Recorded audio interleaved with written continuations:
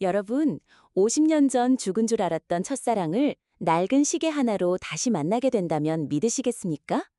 여기 성공한 회장 이순재 할아버지의 믿을 수 없는 이야기가 있습니다. 그는 그림 한 장으로 50년 만에 첫사랑 박정숙 할머니를 찾아냅니다. 하지만 이 기적 뒤에는 냉정했던 아버지의 평생 비밀과 그녀가 간직했던 또 다른 시계가 숨어 있었죠. 영원히 함께 각인된 두 시계가 증명하는 50년 사랑의 진실은 상상 그 이상의 반전이 펼쳐지는 감동 이야기. 지금 그날의 이야기에서 들려드립니다. 절대 놓치지 마세요. 서울에서 2시간 남짓 떨어진 조용한 소도시. 번듯한 외곽 건물에 자리한 이순재 회장의 자택, 그의 개인 서재. 창밖으로는 늦은 밤의 도시 불빛이 차분하게 내려다 보입니다. 서재 안은 고요한 침묵 속에 묵직한 가구들의 나무향이 희미하게 감돌았습니다. 70이 넘은 이순재 회장은 푹신한 1인용 소파에 조용히 앉아 있습니다. 평생을 바쳐 일궈낸 중소기업 대성산업은 이제 아들 내외에게 넘겨주었지만 그의 마음 한구석은 늘 허전합니다. 손에 들린 낡은 손목시계를 천천히 쓰다듬는 그의 눈빛은 쓸쓸하기만 합니다. 달아해진 가죽 밴드의 익숙한 촉감, 유리 표면에는 작은 흠집들이 가득합니다. 세월의 무게가 시계에 스며든 듯 했습니다. 이 시계는 세월의 흔적이 역력합니다. 금태가 둘러진 고급스러운 디자인이지만 가죽 밴드는 달아해졌고 유리 표면에는 작은 흠집들이 가득합니다. 하지만 시계 뒷면에 새겨진 글씨만은 여전히 또렷합니다. 박정숙, 영원히 함께. 이순재는 손가락 끝으로 조심스럽게 각인을 어루만집니다. 그 작은 글씨를 바라보는 동안 가슴 한쪽이 저려왔습니다. 이 작은 시계가 내 평생의 짐이자 유일한 희망이었는데 이제는 정말 놓아져야 하는 건가? 찾고 또 찾아도 보이지 않는 세월이 야속하기만 하네. 내 욕심이었을까? 나지막한 한숨과 함께 이순재는 시계를 내려다봅니다. 그의 손끝이 미세하게 떨리고 있었습니다. 그의 눈가에는 맺히지 못한 눈물이 아련하게 고여 있었습니다. 50년의 그리움이 담긴 듯한 깊은 눈빛이었습니다. 서재의 고요함 속에서 그의 쓸쓸함이 더욱 짙어졌습니다.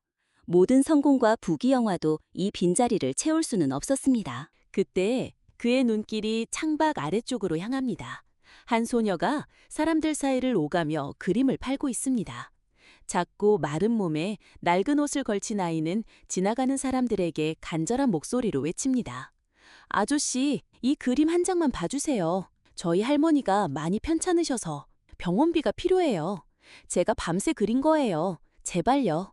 웅크린 어깨에 손에는 직접 그린 듯한 작은 수채화가 들려 있습니다. 지나가는 사람들에게 간절한 눈빛을 보내지만 누구도 관심을 주지 않습니다. 작은 입술이 파르르 떨리며 조용한 목소리가 흩어집니다. 제발 그림 한 장만 사주세요. 우리 할머니가 많이 아파요. 도와주세요. 거리에 울려 퍼지는 애절한 목소리. 그 목소리는 이순재의 가슴을 꿰뚫고 들어와 잊고 있던 오래된 상처를 건드리는 듯 했습니다. 쨍한 밤 공기 속에서 아이의 목소리는 더욱 사무치게 들렸습니다. 그의 굳게 닫혔던 마음의 문이 조금씩 열리는 듯 했습니다. 그 순간 이순재의 머릿속이 아득해집니다. 그는 소녀를 바라보다가 천천히 자리에서 일어섭니다. 손목에는 여전히 오래된 시계를 차고 있습니다. 서재를 나와 현관으로 향하자 차가운 밤 공기가 뺨을 스칩니다. 그러나 이순재는 개의치 않고 소녀에게 다가갑니다. 그림을 건네는 작은 손과 낡은 옷의 소녀는 여전히 지나가는 사람들에게 그림을 권하고 있었습니다. 그 눈빛 속에는 절박함과 희망이 교차하고 있었습니다. 그는 아이의 눈에서 과거의 정숙을 보았습니다. 이순재는 조용히 소녀 앞에 멈춰섭니다. 지갑에서 지폐를 꺼내 그림을 사고 따뜻한 미소를 지으며 말합니다. 네 그림이 참 마음에 드는구나. 할아버지가 네 그림을 꼭 갖고 싶어서 사는 거니 부담 갖지 말고 이 돈으로 할머니 약값에 보태 쓰렴. 할머니가 빨리 나으셨으면 좋겠구나. 소녀는 깜짝 놀라며 이순재를 올려다봅니다. 그의 진심이 담긴 눈빛에 그녀는 고개를 끄덕였습니다. 얼마 지나지 않아 이순재의 눈이 그림 속 한 부분에 멈춥니다. 소녀가 그린 시장 풍경, 그 속에는 오래된 떡볶이 솥과 김이 모락모락 피어나는 반찬통, 그리고 정겨운 간판 모양이 섬세하게 그려져 있었습니다. 마치 50년 전 그 시장, 그 가게의 모습 그대로였습니다. 이순재의 심장이 덜컥 내려앉습니다. 이럴 수가. 정수기? 정말 정수기가 살아있단 말인가? 50년 만에? 기적이란 게 정말 있는 건가? 내 평생의 염원이. 숨을 고르려 했지만 손끝이 떨립니다. 너무 놀란 나머지 눈앞이 아득해집니다. 웅웅거리는 소리가 들리더니 갑자기 머리가 멍해지며 몸이 휘청거립니다. 그렇게 이순재는 순간적으로 힘이 빠지며 의식에 흐려집니다. 그의 눈빛은 혼란과 함께 믿을 수 없는 희망으로 가득 찼습니다. 차가운 길바닥에 쓰러지는 순간에도 그의 손은 시계를 놓지 않고 있었습니다.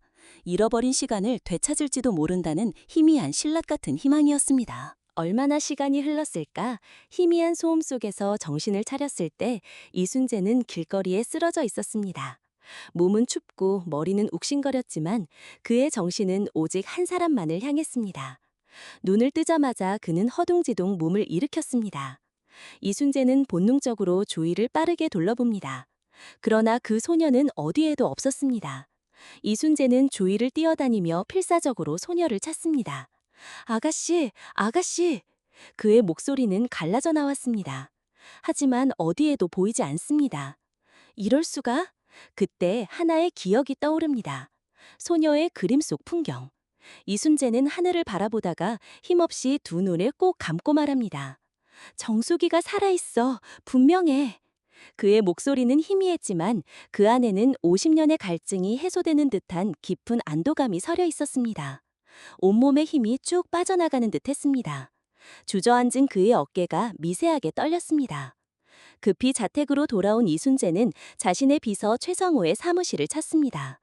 불이 환하게 켜진 사무실은 밤늦게까지 일하는 최성호의 부지런함을 보여주는 듯 했습니다. 성우야. 이순재의 낮고 단호한 목소리에 최성호가 재빨리 다가옵니다. 그의 표정은 잠시 잠에서 깬 듯 의아함으로 가득했습니다. 네, 회장님, 무슨 일이십니까? 이렇게 밤늦게까지 몸 괜찮으십니까? 이순재는 잠시 뜸을 들이더니 조용히 말합니다. 믿기 어렵겠지만 정수기가 살아있는 것 같아. 50년 동안 찾던 박정숙 말이야. 최성우는 눈을 동그랗게 뜨며 깜짝 놀랍니다. 그의 얼굴에는 놀라움과 함께 회장님의 오랜 한을 떠올리는 듯한 복잡한 감정이 스쳐 지나갔습니다. 믿기지 않는다는 표정이었습니다. 회장님, 정말이십니까? 지난 세월 동안 수없이 찾았지만 그림자조차 찾기 어려웠는데 어떻게 이런 일이? 회장님께서 혹시 너무 오래 기다리셔서? 이순재는 고개를 천천히 젓습니다. 그의 눈은 흔들림 없이 최성우를 응시했습니다. 찾은 게 아니야. 우연히 마주쳤어. 그의 얼굴에는 여전히 어젯밤의 충격과 흥분이 뒤섞여 있었습니다. 하지만 그의 목소리에는 확신이 있었습니다. 최성우는 믿기지 않는다는 표정으로 이순재를 바라봅니다. 어젯밤 길에서 그림을 파는 어린아이가 있었어. 아픈 할머니 병원비를 마련하려고 그림을 파는데 어찌나 애처롭던지. 그래서 그림을 좀 사주었는데 그 아이가 그린 그림 속에 50년 전 정수기가 운영하던 반찬가게 모습이 그대로 담겨 있었네. 최성우의 표정이 굳어집니다. 그의 눈빛에는 회장님의 이야기에 대한 경외심과 함께 확신이 피어났습니다. 손끝이 떨리는 것을 애써 감추는 듯 했습니다. 그럼 그 아이의 할머니가 설마 그래, 정숙이야. 이순재의 목소리는 확신에 차 있었습니다. 최성우는 숨을 들이마시며 단호한 얼굴로 말합니다. 알겠습니다, 회장님. 당장 전력을 다해 찾아보겠습니다. 아이를 찾으면 자연스럽게 정숙 씨의 행방도 알 수 있을 겁니다. 이순재는 최성우를 바라보며 고개를 끄덕입니다. 성우야, 이젠 정말 마지막 기회 같아.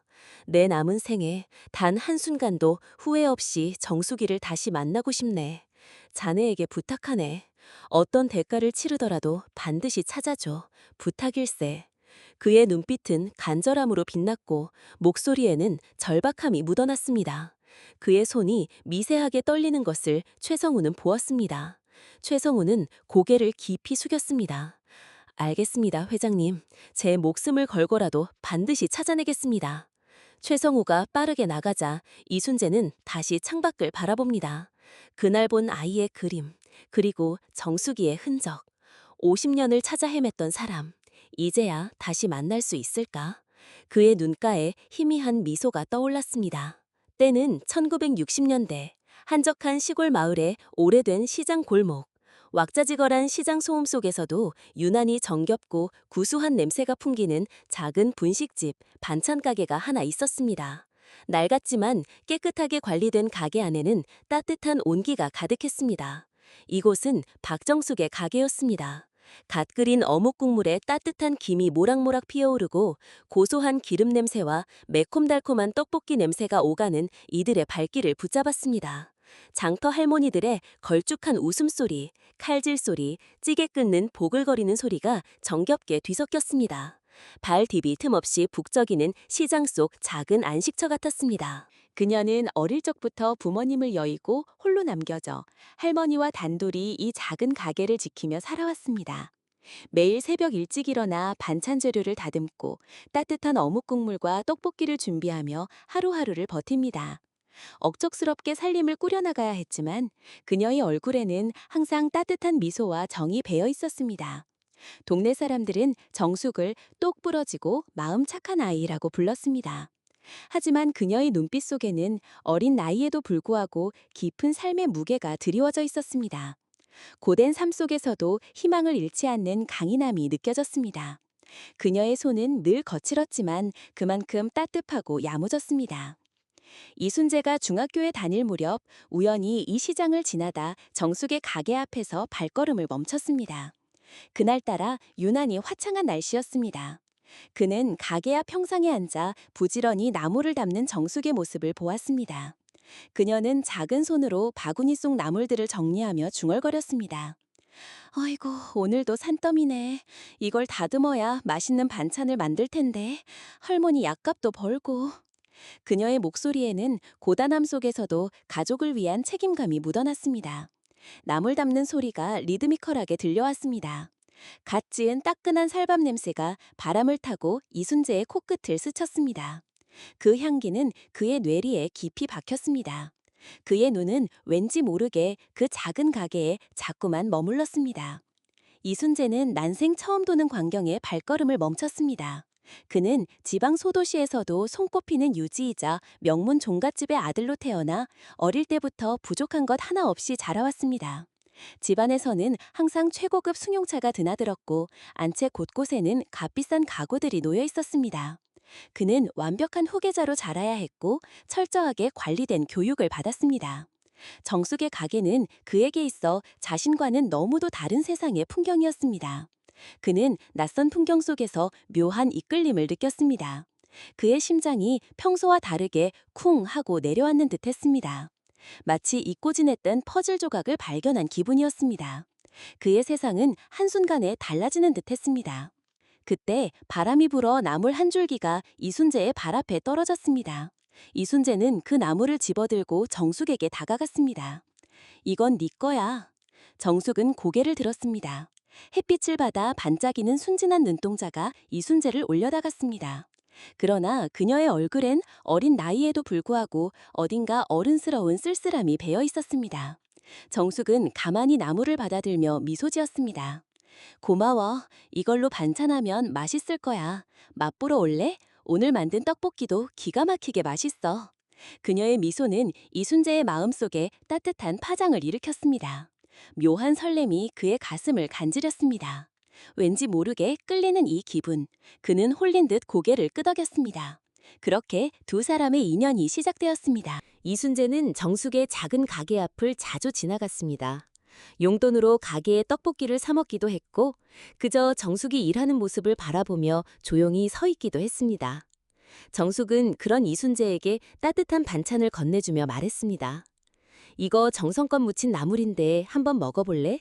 건강에도 좋고 우리 할머니가 제일 좋아하던 맛이야. 자, 해봐. 그녀의 다정함에 이순재는 심장이 따뜻해지는 것을 느꼈습니다. 이런 따스함은 그가 알던 세상에는 없었습니다. 그는 매일 이곳에 오는 것이 일상의 작은 낙이 되었습니다. 그때는 몰랐습니다. 그 작은 가게 옆에서 싹튼 감정이 훗날 그의 인생을 바꿔놓을 운명이 될 줄은. 그렇게 시간이 흘러 이순재가 서울로 유학을 떠난 시간 동안 정숙은 여전히 작은 가게를 지키고 있었습니다.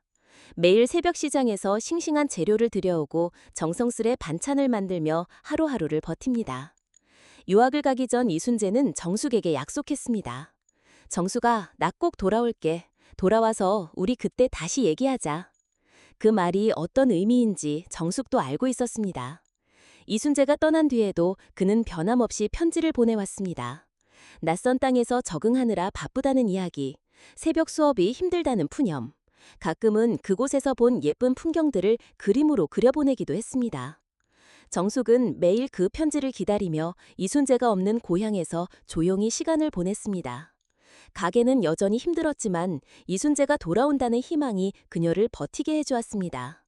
그녀의 마음속에는 이순재에 대한 그리움과 함께 언젠가는 찾아올 불안감이 늘 자리하고 있었습니다.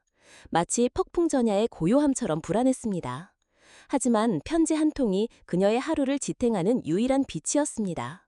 낡은 편지를 밤마다 품에 안고 잠들었습니다. 그의 목소리가 듣고 싶어 편지를 읽고 또 읽었습니다. 그리고 몇 년 후 이순재가 돌아왔습니다. 정숙이 반찬을 정리하던 어느 늦은 오후, 익숙한 발걸음 소리가 들렸습니다. 가게 문 밖에서 한 남자가 서성했습니다. 어쩐지 익숙한 실루엣. 그녀가 고개를 들자 환한 미소와 함께 이순재가 서 있었습니다. 정숙아, 나 왔네. 유학 마치고 돌아왔어. 많이 기다렸지? 그 순간 정숙의 눈가가 촉촉해졌습니다. 몇 년 동안 단 한순간도 잊지 못한 그 사람이 그녀 앞에 서 있었습니다. 이순재는 변함없었지만 한층 더 성숙해 보였습니다. 정숙은 순간 아무 말도 할 수 없었습니다. 그녀의 심장은 쿵쾅거렸고 눈앞의 현실이 꿈만 같았습니다. 눈에서는 뜨거운 눈물이 하염없이 흘러내렸습니다. 그의 이름을 부르려 했지만 목이 메어 소리조차 나오지 않았습니다. 그저 떨리는 손으로 그의 옷자락을 붙잡을 뿐이었습니다. 그의 얼굴을 만져보고 싶었습니다. 이순재는 가게 문을 조심스럽게 밀고 들어오며 말했습니다. 이곳도 너도 하나도 변한 게 없네. 그 말에 정숙은 웃으며 고개를 저었습니다. 아니야 오빠, 시간 앞에 변하지 않는 건 없지. 이 가게도 나도 그리고 오빠도 어른이 되었네. 더 멋있어졌어. 어쩜 이렇게 내 눈에만 그런가? 그녀의 목소리에는 세월의 흔적과 함께 덤덤한 체념 같은 것이 섞여 있었습니다. 하지만 그녀의 눈은 기쁨으로 반짝하였습니다. 그의 돌아옴이 모든 것을 보상하는 듯했습니다. 그날 이후 두 사람은 다시 자주 만났습니다. 이순재는 종종 가게에 들러 정숙을 도와주었고 정숙은 그런 이순재를 보며 오래전에 따뜻했던 기억을 되살렸습니다. 함께한 시간은 자연스럽게 사랑으로 변해갔습니다. 이순재와 정숙은 함께한 시간이 쌓이면서 자연스럽게 미래를 꿈꾸게 되었습니다. 이순재는 어느 날 정숙과 함께 마을이 내려다 보이는 작은 언덕 위에 섰습니다. 바람이 살짝 불어와 정숙의 머리카락을 흩날렸습니다. 이순재는 그녀의 손을 꼭 잡으며 조용히 입을 열었습니다. 정숙아, 응?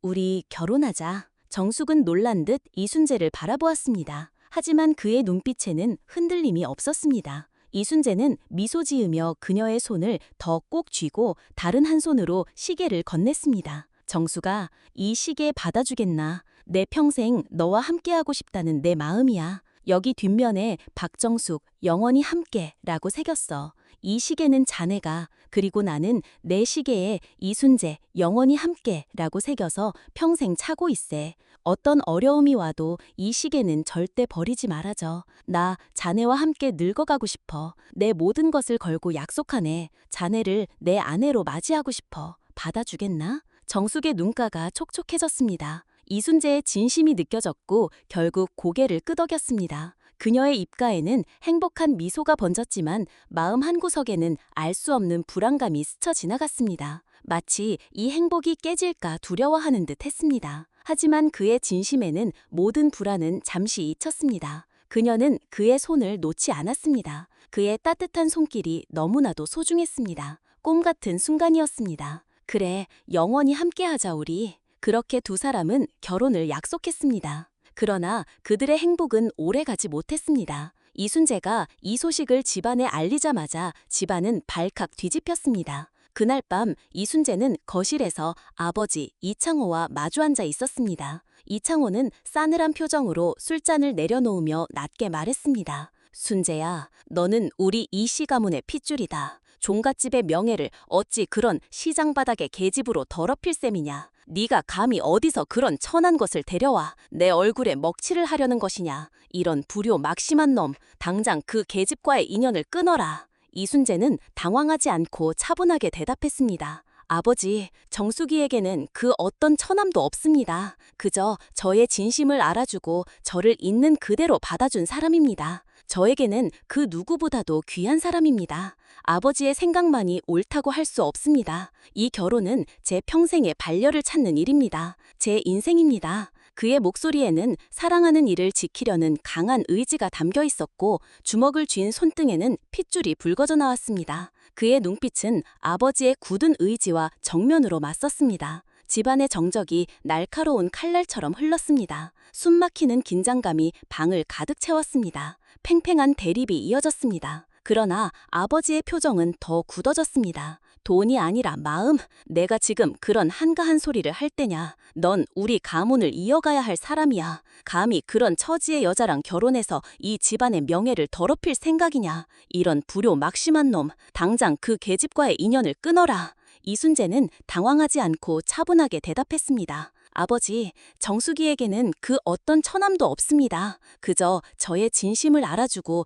저를 있는 그대로 받아준 사람입니다. 저에게는 그 누구보다도 귀한 사람입니다. 아버지의 생각만이 옳다고 할 수 없습니다. 이 결혼은 제 평생의 반려를 찾는 일입니다. 제 인생입니다. 그의 목소리에는 사랑하는 이를 지키려는 강한 의지가 담겨 있었고 주먹을 쥔 손등에는 핏줄이 붉어져 나왔습니다. 그의 눈빛은 아버지의 굳은 의지와 정면으로 맞섰습니다. 집안의 정적이 날카로운 칼날처럼 흘렀습니다. 숨막히는 긴장감이 방을 가득 채웠습니다. 팽팽한 대립이 이어졌습니다. 그러나 아버지의 표정은 더 굳어졌습니다. 돈이 아니라 마음, 내가 지금 그런 한가한 소리를 할 때냐. 넌 우리 가문을 이어가야 할 사람이야. 감히 그런 처지의 여자랑 결혼해서 이 집안의 명예를 더럽힐 생각이냐. 이순재는 주먹을 꽉 쥐었습니다. 전 정숙이와 함께하고 싶습니다. 평생을 함께하고 싶어요. 그러나 이창호는 냉정하게 웃으며 고개를 저었습니다. 허튼 소리,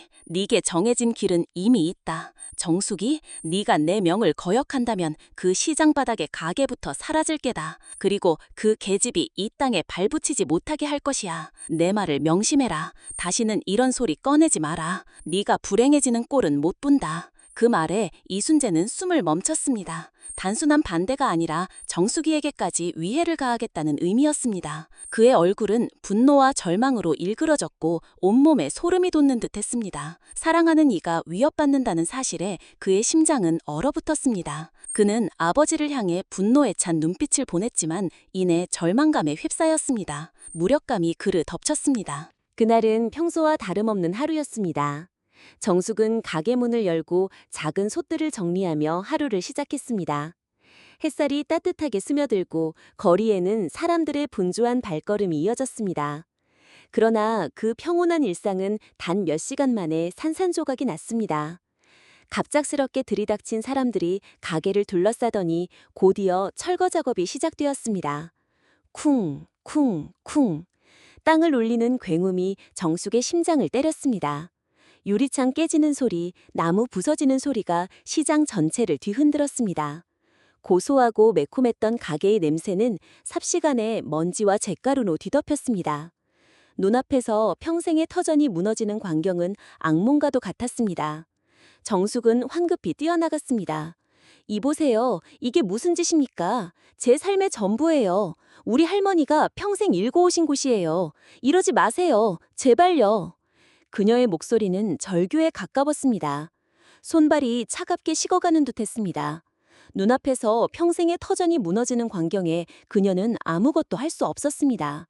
오열이 터져나왔습니다. 목이 찢어질 듯 아팠습니다. 모든 것이 한순간에 사라지는 듯했습니다. 하지만 이미 그녀의 가게는 철거 대상에 포함되어 있었고 말 한마디로 막을 수 있는 상황이 아니었습니다. 명령받고 왔습니다. 이 건물은 철거됩니다. 오늘 안에 모두 철수하시오. 차가운 말 한마디에 정숙은 망연자실했습니다. 손바닥보다 작은 가게지만 그녀의 모든 것이었습니다. 부모님을 잃고 혼자 힘으로 살아남기 위해 버텨온 삶의 터전이었습니다. 하지만 철거하는 이들은 그녀의 절박함 따위는 신경도 쓰지 않았습니다. 그때 익숙한 목소리가 들려왔습니다. 정수가 이순재였습니다. 그는 헐레벌떡 달려와 현장을 바라보며 숨을 헐떡였습니다. 이게 대체 무슨 일이야? 그러나 이미 늦었습니다. 가게는 순식간에 폐허가 되어가고 있었고 정숙은 충격의 말도 제대로 하지 못했습니다. 그녀의 눈은 공허했고 몸은 미세하게 떨리고 있었습니다. 마치 모든 피가 식는 듯했습니다. 그녀는 멍하니 무너지는 잔해를 바라볼 뿐이었습니다. 그의 목소리에 겨우 정신을 차리는 듯했습니다. 그의 얼굴은 절망으로 가득했습니다. 그 순간 낯익은 나자가 걸어왔습니다. 이순재의 아버지 이창호였습니다. 아빠, 말을 안 들으면 어떻게 되는지 이제 알겠어, 이순재? 이순재는 분노로 이를 악물었습니다. 아버지가 한 짓입니까? 네가 감히 내 뜻을 거스르겠어? 이게 마지막 경고다. 이순재는 주먹을 불끈 쥐었습니다. 그때 정숙이 이순재의 손을 꼭 잡았습니다. 순재 오빠, 이제 그만해. 더 이상은 나 때문에 오빠까지 다치면 안 돼. 제발, 이젠 정말. 아니야, 내가 어떻게 가만히 있어. 다 내가 막아낼 거야. 내가 지켜줄 거야. 내가 약속했잖아. 그러나 정숙의 손이 차갑게 떨리고 있었고 눈동자엔 슬픔이 가득했습니다. 그녀는 이순재의 손을 잡으며 더 이상의 불행을 막으려는 듯 애원하는 눈빛을 보냈습니다. 그녀의 눈에서는 절망적인 눈물이 흘러내렸습니다. 그녀의 작은 떨림은 이순재의 가슴에 칼날처럼 박혔습니다. 그의 마음이 산산조각 나는 듯했습니다. 사랑하는 그녀를 지켜줄 수 없다는 무력감에 그는 몸부림쳤습니다. 모든 것이 그의 잘못인 듯했습니다. 그런 일이 벌어지고 며칠 후 정숙은 흔적도 없이 사라졌습니다. 이순재는 그녀를 필사적으로 찾아다녔습니다. 정숙이가 갈 만한 곳을 샅샅이 뒤졌고 온 마을을 헤맸습니다. 하지만 어디에서도 그녀를 찾을 수 없었습니다.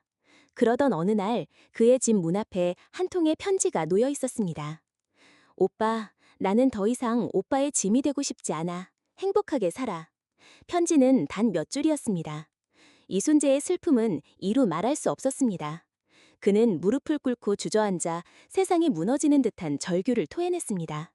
그의 목에서는 피를 토하는 듯한 신음이 터져나왔고 편지를 든 손은 산산이 부서질 듯 떨렸습니다. 찢어지는 가슴을 부여잡았습니다. 그의 삶의 의미가 한순간에 사라지는 듯했습니다. 그의 눈은 핏발이 서고 초점을 잃었습니다. 그는 아버지와 대판 싸웠습니다. 평생 처음으로 소리를 지르고 분노를 드러냈습니다. 하지만 아무리 싸워도 정수기를 되찾을 수는 없었습니다. 그렇게 시간이 흘렀습니다. 이순재는 결국 아버지의 뜻을 따르지 않았습니다. 그는 고향을 떠나 대도시로 향했고 스스로 사업을 일구기 시작했습니다. 그의 아버지는 그런 아들을 인정하지 않았지만 이순재는 신경 쓰지 않았습니다. 오직 한 가지 목표만을 바라보며 살아왔습니다. 사업에 몰두하며 회사를 세우고 수많은 사람을 만나며 그는 점점 더 강해졌습니다. 사람들은 이제 이순재라는 이름을 듣기만 해도 알 만큼 그는 성공한 중소기업 오너가 되었습니다.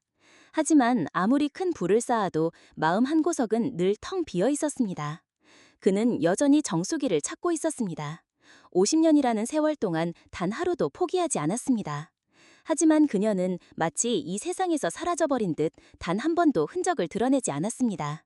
그의 성공은 겉으로는 화려했지만 내면은 잃어버린 사랑에 대한 깊은 그리움으로 채워져 있었습니다. 그의 그림자는 언제나 쓸쓸해 보였습니다. 매일 밤 그는 꿈속에서 정숙을 찾아 헤맸습니다. 그의 시간은 마치 멈춰버린 듯 했습니다. 그에게 시간은 의미가 없었습니다. 최성호 비서는 2달 동안 전국을 샅샅이 뒤졌습니다. 이순재 회장이 건넨 단서라고는 단 하나, 그림을 팔던 아이와 그림 속의 반찬가게 모습뿐이었습니다. 하지만 그는 그 작은 단서 하나로 희망의 끈을 놓지 않았습니다. 낡은 시계를 들고 골동품 가게들을 돌며 묻고 시장 골목에서 반찬을 파는 노인들과 이야기를 나누며 정보를 수집했습니다. 박정숙이라는 이름이 나올 때마다 가슴이 뛰었지만 매번 허탕을 쳤습니다. 그의 마음속에는 회장님의 오랜 염원을 반드시 이루어드려야 한다는 강한 책임감이 있었습니다. 잠 못 이루는 밤이 수도 없이 많았습니다. 회장님의 애타는 눈빛이 그의 등을 떠미는 듯했습니다. 그는 사명감을 가지고 이 일을 수행했습니다. 그의 땀과 노력이 배신하지 않기를 바랐습니다. 이것은 단순한 비서의 일이 아니었습니다. 그러던 어느 날, 한 작은 병원의 간호사가 박정숙이라는 이름과 그녀의 손녀에 대한 정보를 주었습니다. 네, 저희 병원에 입원 중이신 할머니께서 박정숙이라는 이름을 가지고 계세요. 아주 오래된 물건처럼 낡은 시계를 차고 계십니다. 손녀 김은서 양과 단둘이 오랫동안 혼자 사셨다고 들었어요. 은서 양 부모님은 몇 년 전 불의의 사고로 돌아가셨다고 합니다. 최상우는 순간 숨을 멈췄습니다. 드디어 찾았다. 그의 심장이 격렬하게 뛰기 시작했습니다. 50년의 시간이 드디어 결실을 맺는 순간이었습니다. 그의 눈가에 뜨거운 기운이 스쳐 지나갔습니다. 마침내 해냈다는 안도감에 다리가 후들거렸습니다. 벅찬 감격에 온몸에 소름이 돋았습니다. 그는 회장님께 이 소식을 전할 생각에 가슴이 터질 것 같았습니다. 손이 떨려 전화 버튼을 누르기 힘들었습니다. 최성우는 병원에 들어서자마자 급히 안내 데스크로 향했습니다. 박정숙 환자분 어느 병실에 계시죠? 간호사가 환자 명부를 확인하고 조심스럽게 답했습니다. 네, 305호실에 계십니다. 보호자는 손녀 김은서 양입니다. 최성우는 빠른 걸음으로 복도를 지나 병실 문 앞에 섰습니다. 살짝 열린 문틈 사이로 보이는 병실 안은 조용했습니다. 소독약 냄새와 함께 차가운 공기가 느껴졌습니다. 병원 특유의 침묵이 그의 귀를 짓눌렀습니다. 그의 발걸음은 조심스러웠지만 마음은 조급했습니다. 혹시나 하는 불안감이 그를 감쌌습니다. 침대 위에는 한 여인이 병마와 싸우고 있었습니다. 병상 위에는 창백한 얼굴로 누운 박정숙이 있었습니다. 산소 마스크를 쓴 채 가느다란 숨을 쉬고 있었고 주름진 손에는 바짝 마른 힘줄이 선명했습니다. 그 옆에는 조그마한 소녀 김은서가 앉아 있었습니다. 낡은 옷을 입은 작은 몸집의 아이는 커다란 눈망울로 병상의 할머니를 지켜보고 있었습니다. 작은 손으로 물수건을 꼭 쥔 채 박정숙의 이마를 조심스럽게 닦아주고 있었습니다. 은서의 눈빛에는 할머니에 대한 애틋함과 함께 어린 나이에 감당하기 힘든 불안감이 서려 있었습니다. 그녀의 작은 손은 할머니의 땀을 닦아주면서도 미세하게 떨리고 있었습니다. 병실의 공기는 슬픔으로 가득했습니다. 최성우는 그들의 모습에 가슴이 아려왔습니다. 가슴 한구석이 찢어지는 듯했습니다. 최성우는 조심스럽게 안으로 들어갔습니다. 소녀는 낯선 사람의 등장에 움찔하며 몸을 뒤로 뺐습니다. 괜찮아. 할머니와 너를 도와주러 온 사람이야. 할머니 그림을 산 그 할아버지의 비서란다. 걱정 마. 소녀는 놀란 얼굴로 최성우를 바라봤지만 이내 경계를 풀었습니다. 너 혼자 할머니를 돌보고 있니? 소녀는 망설이다가 살짝 고개를 끄덕였습니다. 네. 최성우는 아이를 바라보며 살짝 미소를 지었습니다. 이름이 뭐니? 김은서예요. 은서예요. 넌 정말 할머니를 잘 보살피는구나. 은서는 아무 말 없이 박정숙의 손을 꼭 잡고 있었습니다. 할머니께서 많이 아프신가 보구나. 은서는 고개를 끄덕이며 힘없이 대답했습니다. 네, 많이 아파요. 병원에서 치료받으려면 돈이 많이 든다고 했는데 제가 아무리 그림을 그려 팔아도 그 돈으로 할머니 병원비를 만들 수가 없어서 슬퍼요. 그녀의 작은 어깨는 너무나도 무거워 보였습니다. 최성우는 그 말을 듣고 가슴이 미어지는 듯했습니다. 아이의 순수한 슬픔에 그의 눈가가 촉촉해졌습니다. 그는 주먹을 꽉 쥐었습니다. 반드시 이 가족을 도와야겠다고 다짐했습니다. 그들에게 새로운 삶을 선물하고 싶었습니다. 최성우는 순간 목이 메었습니다. 한 달 동안 온갖 발품을 팔며 찾아 헤맨 박정숙, 그리고 그 곁을 지키고 있는 이 작은 아이. 최성우는 조심스럽게 박정숙을 내려다보았습니다. 할머니께서는 언제부터 편찮으셨니? 몇 달 전부터 많이 아프셨어요. 계속 괜찮다고 병원 안 가도 된다고 하셨는데 결국 쓰러지셔서 병원에 오게 됐어요. 이젠 숨쉬기도 힘들어 하세요. 소녀는 할머니의 손을 꼭 잡고 애절한 눈빛으로 바라보았습니다. 최성우는 그 모습을 보고 가슴이 찢어지는 듯했습니다. 할머니는 꼭 나으실 거야. 그렇지? 최성우는 은서의 머리를 조심스레 쓰다듬으며 부드러운 목소리로 대답했습니다. 그래, 꼭 나으실 거야. 그리고 할머니를 돕고 싶은 사람이 있어. 정말 멋지고 대단하신 분이지. 그러니까 걱정 마. 은서는 고개를 갸웃하며 최성우를 바라보았습니다. 누구요? 최성우는 살짝 미소를 지으며 조용히 답했습니다. 곧 만나게 될 거야. 병실에서 나오자마자 깊은 숨을 내쉬었습니다. 박정숙의 상태는 생각보다 훨씬 심각했습니다. 그녀는 너무 오랜 세월을 힘겹게 버텨온 듯 보였습니다. 그리고 그 곁을 지키고 있는 어린 소녀 은서. 그 작은 어깨 위에 짊어진 삶의 무게가 고스란히 전해져 가슴이 먹먹해졌습니다. 최성우는 서둘러 휴대폰을 꺼내 이순재 회장에게 전화를 걸었습니다. 회장님, 기적처럼 찾았습니다. 박정숙 씨, 병원에 계십니다. 전화기 너머로 잠시 정적이 흐른 뒤 떨리는 목소리가 들려왔습니다. 그래, 정숙이를 찾았어? 네, 하지만 사정이 좋지 않습니다. 손녀 김은서 양과 함께 계십니다. 잠시 침묵이 이어졌습니다. 최성우는 조심스럽게 말을 이었습니다. 현재 병원에 입원 중이십니다. 상태가 많이 안 좋습니다. 이순재의 손이 떨렸습니다. 어떤 상태지? 병세가 악화되었습니다. 의료비 문제가 해결되지 않아서 치료를 잘 못 받고 있는 것 같습니다. 최성우의 말에 이순재는 눈을 감았습니다. 50년 만에. 그런데 왜 하필 이런 모습으로? 정수가, 내 오랜 꿈은 자네가 환하게 웃는 모습을 다시 보는 거였는데. 그의 목소리는 슬픔과 안타까움으로 뒤섞여 있었고 눈가에는 뜨거운 눈물이 고였습니다. 억눌렀던 감정이 터져나오는 듯한 흐느낌이 전화기 너머로 희미하게 들려왔습니다. 그의 가슴에서는 뜨거운 덩어리가 치밀어 올랐습니다. 뼈아픈 후회가 밀려왔습니다. 그는 정숙에게 다가가는 발걸음이 너무나도 무거웠습니다. 그의 삶의 전부를 걸어야 했습니다. 그날 저녁, 병실 창가에는 어둠이 희미하게 드리워져 있었습니다. 박정숙은 창밖을 멍하니 바라보며 깊고 긴 한숨을 내쉬었습니다. 그녀의 얼굴에는 세월이 새겨놓은 주름이 가득했지만 어딘가 모르게 그리움과 허전함이 서려 있었습니다. 침대 곁에 앉아있던 손녀 은서는 할머니의 손을 꼭 잡고 있었습니다. 그녀의 어린 얼굴에는 피곤함이 가득했지만 그럼에도 불구하고 불안한 듯 할머니의 손을 놓지 않았습니다. 작은 손으로 주름진 손을 어루만지며 나직이 속삭입니다. 할머니, 더 힘내세요. 병실 안은 정적과 함께 약한 생명의 냄새가 맴돌았습니다. 창밖의 도시불빛이 그녀의 쓸쓸한 그림자를 더욱 길게 드리웠습니다. 그녀의 심장이 불안하게 뛰었습니다. 어쩐지 오늘 밤은 잠이 오지 않을 것 같았습니다. 어떤 예감에 사로잡힌 듯 했습니다. 그때 병실 문이 천천히 열렸습니다. 문틈으로 들어오는 희미한 불빛 아래 낯선 남자의 실루엣이 보였습니다. 그는 마치 오란 그림자처럼 조용히 발을 디뎠습니다.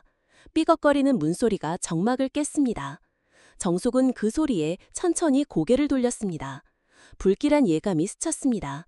한 발 한 발 조심스럽게 안으로 들어옵니다. 깔끔하게 빗어넘긴 백발, 단정한 정장 차림. 그는 문을 닫지도 못한 채 멈춰서서 침대에 누워있는 정숙을 바라봅니다. 정숙은 문 쪽으로 천천히 고개를 돌립니다. 그리고 낮은 목소리로 묻습니다. 누구세요? 여긴 웬일이세요?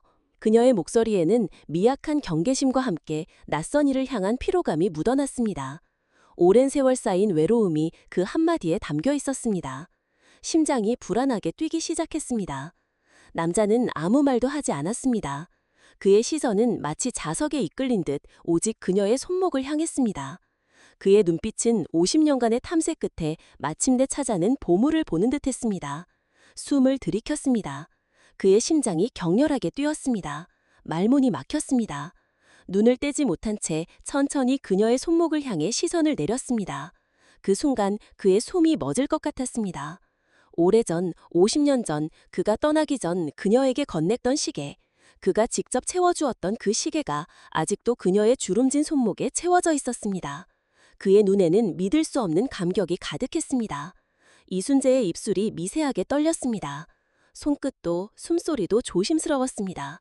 간신히 입을 떼며 떨리는 목소리로 그녀의 이름을 불렀습니다. 정수가. 그의 목소리는 수십 년간 억눌렸던 그리움과 간절함으로 가득 차 있었습니다. 그의 눈에서는 이미 뜨거운 눈물이 흘러내리고 있었습니다. 쉰 목소리가 감정을 더욱 절절하게 만들었습니다. 떨리는 그의 손은 자신도 모르게 그녀를 향해 뻗어졌습니다. 50년간 꿈꾸던 순간이었습니다. 정숙의 눈이 커졌습니다. 그녀는 한동안 말을 잇지 못했습니다. 손끝이 미세하게 떨렸고 숨이 고르지 못했습니다.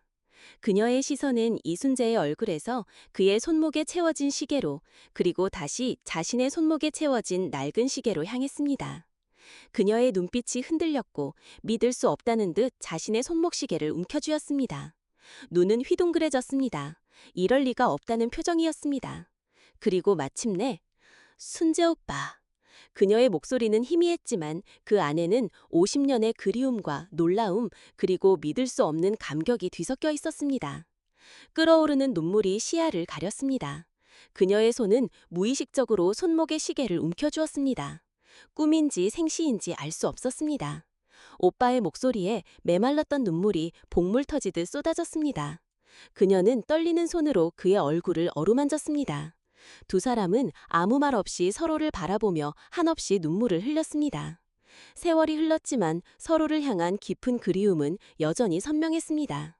눈앞의 모습이 믿기지 않는 듯 이순재는 떨리는 손을 들어 조심스럽게 그녀의 손 위에 얹었습니다. 그의 손이 그녀의 주름진 손에 닿는 순간 오랜 시간의 벽이 무너지는 듯했습니다. 차가웠던 그녀의 손끝에서 따뜻한 온기가 전해졌습니다. 메마른 땅에 단비가 내리는 듯한 기분이었습니다. 그는 그녀의 손을 놓지 않았습니다. 영원히 놓지 않을 것처럼 말입니다. 정말 너였구나, 정수가. 그의 목소리는 낮고도 간절했습니다. 그 순간 박정숙의 눈가에 맺혀있던 눈물이 천천히 흘러내렸습니다. 오빠 맞아요. 정말 내 눈앞에 살아있는 거예요. 50년 만에. 목이 메어 더 이상 말을 잇지 못했습니다. 정숙의 손을 감싼 이순재의 손끝이 미세하게 떨렸습니다. 어쩌면 이 순간을 위해 50년을 온 것인지도 몰랐습니다. 눈물에 젖은 얼굴을 하늘을 향하다가 정숙은 이내 흐느끼며 손으로 얼굴을 감쌌습니다. 그 모습을 옆에서 지켜보던 은서가 두 사람을 번갈아 바라보며 조심스럽게 입을 엽니다. 할머니, 이 할머니가 밤마다 시계 보면서 그리워했던 그 할아버지 맞아요? 할머니가 맨날 얘기하던 그 순재 할아버지? 은서의 순진한 질문은 두 사람의 억눌렸던 감정을 더욱 폭발시켰습니다. 그들의 슬픔은 이제 희망이 섞인 감격으로 변해갔습니다. 은서의 목소리가 병실을 감도는 깊은 감정을 더욱 부각시켰습니다. 아이의 질문에 가슴이 저릿했습니다. 모든 고난과 기다림이 이 순간을 위한 것임을 깨닫는 듯했습니다. 조용한 병실에 맑고 여린 목소리가 울려 퍼졌습니다. 정숙은 순간 멈칫했습니다. 그리고 곧 손녀의 작은 손을 꾹 감싸주었습니다. 눈물을 머금은 눈으로 은서를 바라보며 깊은 감정을 담아 조용히 말합니다. 그래, 내 평생 이 시계와 함께 내 마음에 품고 살아온 유일한 사람이란다. 우리 은서도 아는 그 할아버지가 맞단다. 드디어 만났구나, 내 순재 오빠. 그녀의 목소리는 떨렸지만 그 안에는 변치 않는 사랑과 지난 세월의 고통이 고스란히 담겨 있었습니다. 달아해진 시계를 쓰다듬는 그녀의 손길에는 깊은 애정이 느껴졌습니다. 마치 삶의 모든 고난이 이 한마디에 응축된 듯 했습니다. 그녀의 손끝이 손녀의 볼을 부드럽게 어루만졌습니다. 그 순간 이순재는 소녀를 바라보며 말합니다. 은서였지. 그동안 할머니를 잘 보살펴줘서 고맙다.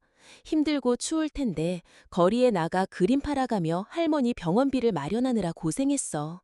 내가 가장 사랑하는 정수기를 지금까지 아껴줘서 너무 고맙다. 네가 아니었다면 할머니를 영영 찾지 못했을 거야. 정말 고맙다. 너는 우리의 희망이야. 그렇게 차갑기만 했던 병실에는 따뜻한 감정이 피어올랐습니다.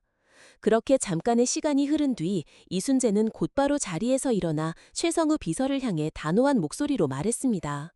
당장 전국의 병원에서 제일 뛰어난 의사를 부르도록 해. 최성우는 이미 그럴 줄 알고 있었다는 듯 고개를 끄덕였습니다. 회장님, 이미 최고의 전문의를 섭외해 놓았습니다. 곧 도착할 겁니다. 잠시 후 병실 문이 열리고 백발의 권위 있는 전문의가 들어섰습니다. 그는 이순재와 짧게 눈을 마주친 뒤 곧바로 정숙의 상태를 살폈습니다.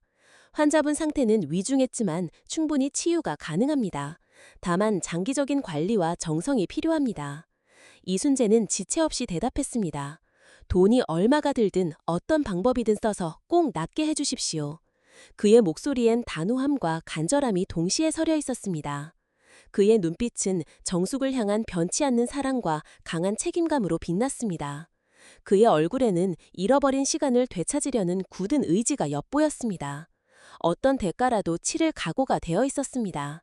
더 이상 지체할 수 없었습니다. 옆에서 조용히 듣고 있던 정숙이 약하게 웃으며 말합니다. 나 이제 괜찮아요. 이렇게 다시 만나게 된 것만으로도 충분한걸요. 더는 패 끼치고 싶지 않아요. 오빠에게 짐이 되고 싶지 않아요. 저 때문에. 그녀의 미소에는 체념과 함께 작은 행복이 담겨 있었습니다. 하지만 그 행복 속에는 자신이 혹 짐이 될까 하는 염려가 스쳐 지나갔습니다. 그녀는 이순재의 부담을 덜어주고 싶었습니다. 그의 마음에 상처를 주고 싶지 않았습니다. 그의 성공에 누가 되고 싶지 않았습니다. 그러나 이순재는 그녀의 손을 꼭 잡으며 고개를 저었습니다. 아니, 정수가, 이건 패가 아니야. 내 평생의 소원이고 내가 자네에게 평생 갚아야 할 빚이야. 난 널 위해서라면 뭐든 할 거야. 이번엔 절대 널 잃지 않아. 약속하네. 그러니 아무 걱정 말고 나만 믿고 따라와 주게. 제발. 그의 단호한 말은 정숙의 마음속 깊이 울려 퍼졌습니다. 그녀는 그의 손을 더욱 꼭 잡았습니다. 마치 그 손을 놓으면 다시 모든 것이 사라질 것만 같았습니다. 따뜻한 그의 손길에 눈물이 다시 차올랐습니다. 그의 손을 잡는 그녀의 힘에 그의 눈가가 뜨거워졌습니다. 그녀의 손을 놓지 않겠다는 굳은 맹세가 담겨 있었습니다. 그 순간 은서가 눈을 반짝이며 이순재를 올려다봅니다. 할아버지가 우리 할머니를 치료해 주는 거예요? 이순재는 미소를 지으며 은서의 머리를 살짝 쓰다듬었습니다. 그래, 할머니는 반드시 나을 거야. 그리고 앞으로는 우리가 함께 할 거란다. 은서도 더 이상 네 할머니 그림을 추운 거리에서 팔지 않아도 된단다. 네가 가진 재능을 마음껏 펼치고 네가 좋아하는 그림만 그리면서 할머니랑 함께 행복하게 살면 돼. 할아버지가 다 책임질게. 할머니 옆에서 계속 그림 그려주면 할머니가 더 빨리 나으실 거야. 약속한다. 은서는 기쁘면서도 어리둥절한 표정으로 고개를 갸웃했습니다. 그러나 이내 환하게 웃으며 할머니의 손을 꼭 잡았습니다. 할머니, 이제 살 수 있어. 우리 이제 정말 행복해지는 거야? 정말이야? 정숙은 흐르는 눈물을 닦으며 오랜 세월 곁을 지켜준 이순재를 가만히 바라보았습니다. 그의 눈빛 속에는 변함없는 사랑과 함께 다시는 놓치지 않겠다는 강한 의지가 담겨 있었습니다. 이순재는 정숙을 더 적극적으로 간호하기 위해 국내 최고 수준의 병원을 선정하고 VIP 병실로 옮겼습니다. 최고의 의료진이 그녀를 전담했고 매일같이 정밀 검사를 진행하며 최상의 치료를 제공했습니다. 비싼 치료비가 부담스러워하던 정숙은 조심스럽게 말했습니다. 이렇게까지 할 필요는 없어. 내가 이런 호사를 누릴 자격이 있을까? 그녀의 목소리에는 미안함과 함께 익숙지 않은 호의에 대한 어색함이 묻어났습니다. 오랜 세월 검소하게 살아온 그녀에게는 모든 것이 낯설고 과분하게 느껴졌습니다. 가시방석에 앉은 듯 불편했습니다. 죄책감이 들었습니다. 그러나 이순재는 단호하게 손을 저었습니다. 자격이라니? 넌 충분히 그럴 자격이 있어. 오히려 이제라도 해줄 수 있어서 다행이라고 생각해. 그러니까 아무 걱정 말고 치료에만 집중해. 그는 정숙이 편히 쉴 수 있도록 간병인을 따로 고용했고 심리적으로도 안정될 수 있도록 아기자기한 소품과 따뜻한 조명으로 병실을 꾸몄습니다. 병실은 점차 병원 냄새 대신 은은한 꽃향기로 채워졌습니다. 차가운 기운이 사라지고 따뜻한 온기가 감돌았습니다. 그녀의 마음도 조금씩 녹아내렸습니다. 그녀의 얼굴에 서서히 혈색이 돌기 시작했습니다. 그녀는 비로소 편안함을 느꼈습니다. 그렇게 몇 주가 지나고 정숙의 안색은 점차 밝아졌습니다. 처음 입원했을 때만 해도 창백했던 얼굴에 혈색이 돌기 시작했고 숨소리도 한결 편안해졌습니다. 은서는 매일같이 병실에 와서 할머니를 챙겼고 이순재도 바쁜 회사 일을 미루고 하루도 빠짐없이 병문안을 왔습니다. 어느 날 담당 의사가 차트를 살피며 미소를 지었습니다. 환자분 상태가 많이 좋아졌습니다. 계속해서 치료를 받으면 완전히 회복하실 수 있을 겁니다. 그 말을 들은 이순재는 안도하며 정숙의 손을 꼭 잡았습니다. 이제 괜찮아. 넌 반드시 나을 거야.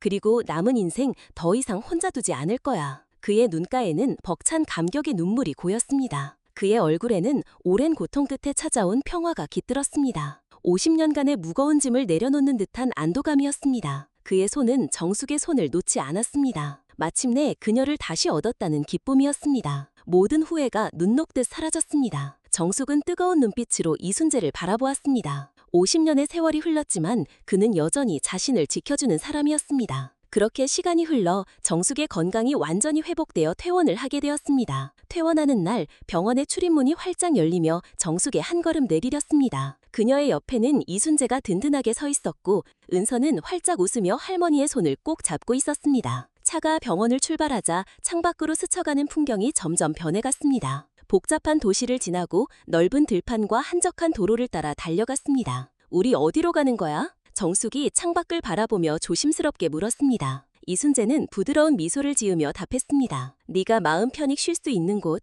그리고 은서랑 함께 행복하게 살 곳이야. 한참을 달린 끝에 차는 드넓은 호수가 느려다 보이는 언덕 위에서 멈췄습니다.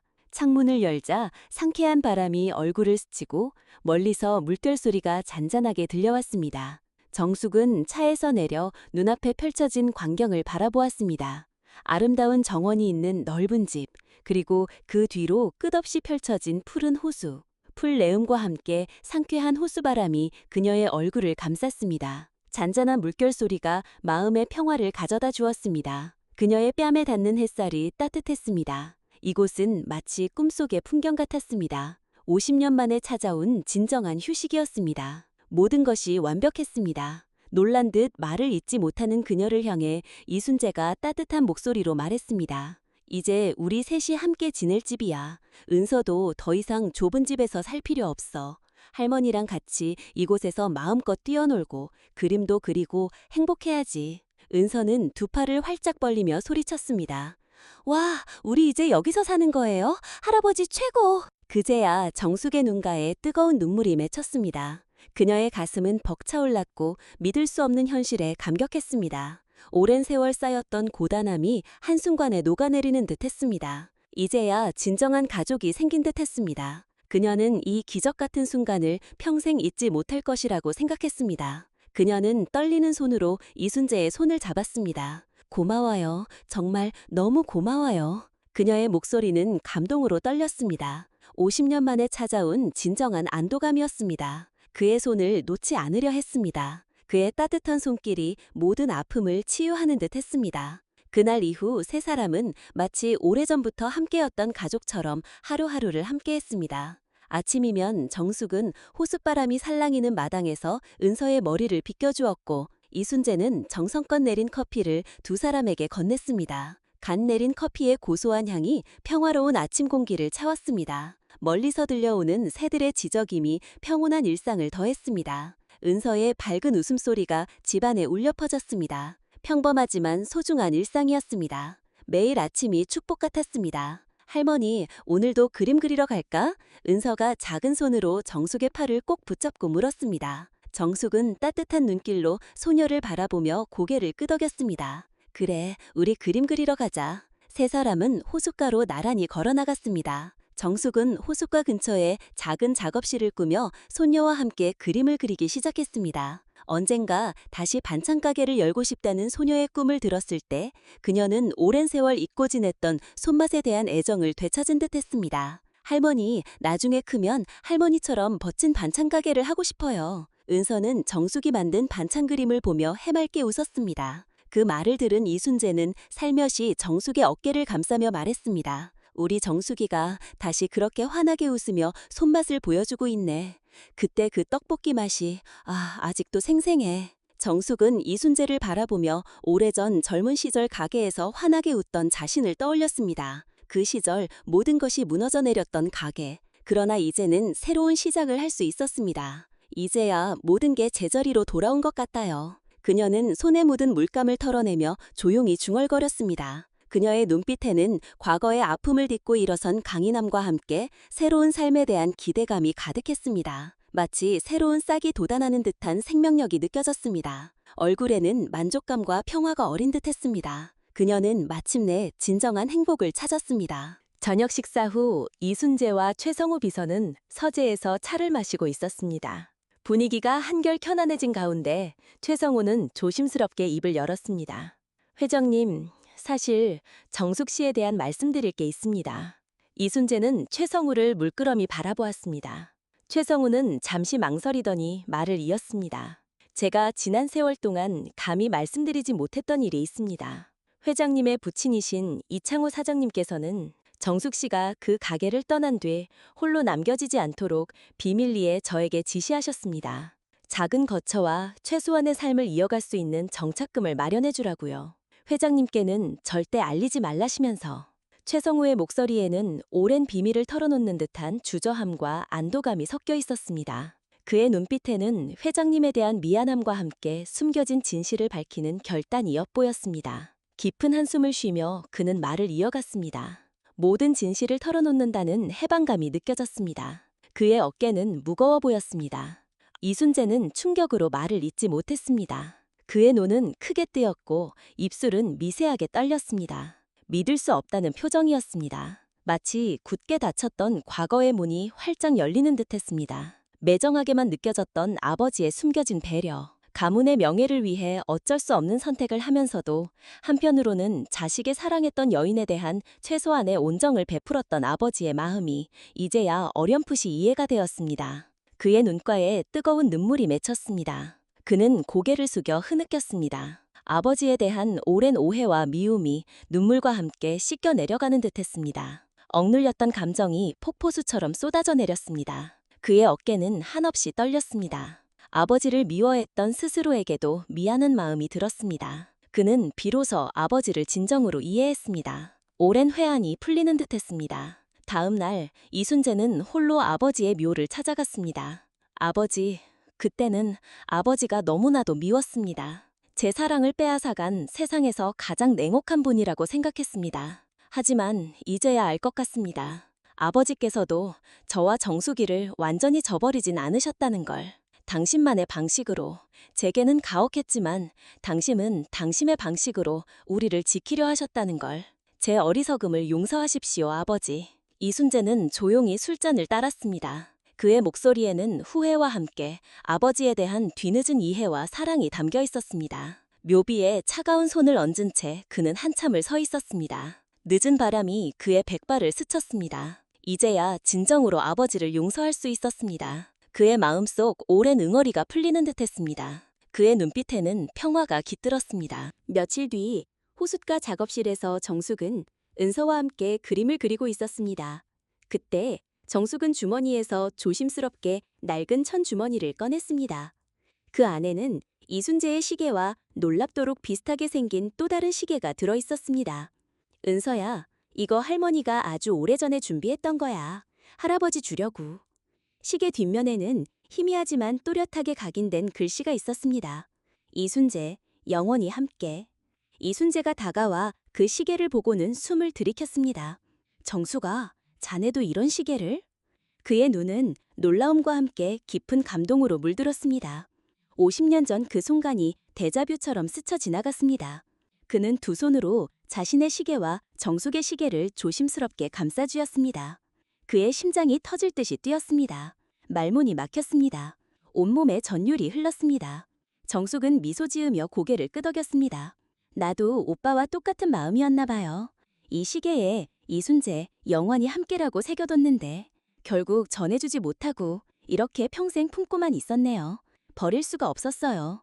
그녀의 목소리는 아련한 슬픔과 함께 변치 않는 사랑을 확인시켜주는 듯했습니다. 그녀의 눈빛은 마치 오랜 꿈이 현실이 된 듯 반짝였습니다. 서로의 진심이 마침내 통하는 순간이었습니다. 두 개의 시계는 50년의 시간을 넘어 서로를 향한 변치 않는 사랑을 증명했습니다. 운명의 장난 같았습니다.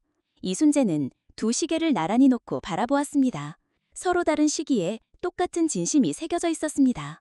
50년의 시간, 엇갈린 운명 속에서도 서로를 향한 마음만은 한결같았다는 증거였습니다. 은서는 두 시계를 번갈아 보며 해맑게 웃었습니다. 우와, 할아버지 시계랑 할머니 시계가 글씨까지 똑같아요. 이건 진짜 운명인가 봐요. 하늘이 이어준 인연. 아이의 순수한 외침은 두 사람의 가슴을 더욱 뭉클하게 만들었습니다.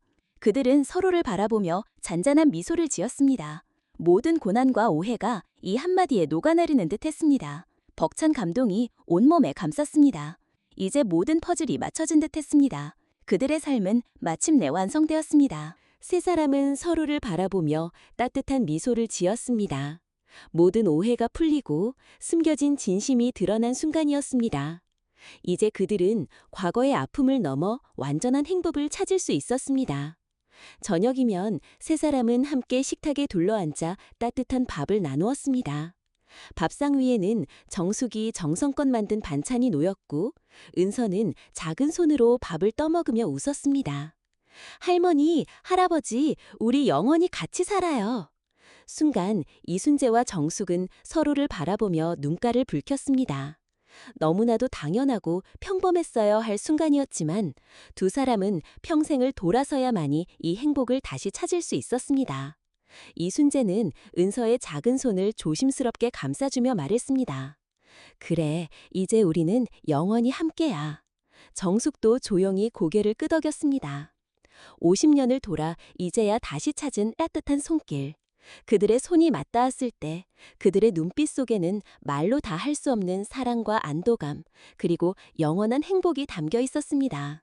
붉게 물든 노을이 창문을 통해 평화로운 식탁을 비추었습니다. 이제 그들은 진정으로 하나가 되었습니다. 더 이상 바랄 것이 없었습니다. 이 순간을 위해 모든 고난이 있었던 듯했습니다. 감사함이 넘쳐 흘렀습니다. 창밖으로 붉게 물든 노을이 호수 위에 드리워졌습니다. 그리고 그날 밤 이순재는 오랜 세월 품고 있던 시계를 조용히 서랍 속에 넣었습니다. 더 이상 과거에 얽매일 필요가 없었습니다. 그의 시간은 이제야 비로소 다시 흐르기 시작했습니다. 오랜 시간 멈춰있던 그의 시계가 비로소 새로운 시작을 알리는 듯했습니다. 50년의 기다림 끝에 찾아온 진정한 삶이었습니다.